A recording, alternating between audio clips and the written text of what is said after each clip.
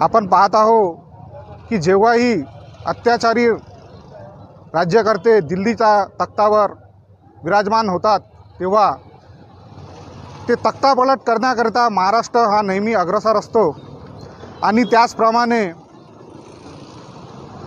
याची सुरुवात महाराष्ट्रामधून सुरू झालेली आहे आणि त्याला कुठेतरी अटकाव करण्याकरिता केंद्रातील शासनसुद्धा आता सूडबुद्धीने वागायला सुरुवात केली आहे। परंतु आम्ही कोणत्याही परिस्थितीमध्ये झुकणार नाही आणि हा लढा आम्ही निश्चितच कायम ठेवू। कितीही लोक तुम्ही अटक करण्याचा प्रयत्न करा, सूडबुद्धीने वागा, आम्ही काही मागे हटणार नाही। मोदी सरकार विरुद्ध सर्व भारतीय जनता पार्टीचा निषेध असो। ते म्हणतात की आम्ही आंदोलन करू। अरे कशाचं आंदोलन करता तुम्ही आज इथे त्यांनी नवाब मलिक साहेब यांचा अटक केली आहे। त्याला ईडीच्या मार्फत त्यांनी काही पुरावे नाही, काही नाही मिळाले तरी त्यांनी अटक केली।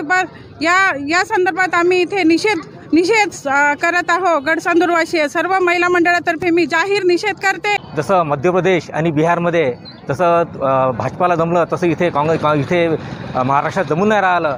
तिथेच कुठेतरी यांना बुडाखाली आग लागलेली आहे। मनात एक राग आहे आणि पोटात एक आग आहे, त्यातच हे वैफल्य इथं दिसून राहिलेलं आहे आणि त्याच अनुषंगाने यांनी हे षडयंत्र करून नवाब मलिक साहेब यांना अटक करून हे दाखवून दिलेलं आहे। परंतु आम्ही कुठेही न डगमगता मोडणार पण वाकणार नाही अशी आमची अशी स्थिती आहे आणि म्हणूनच मी सांगतो इथे की आम्ही तीनही पक्ष महाविकास आघाडी याचा आवर्जून विरोध करतो आणि निषेध करतो।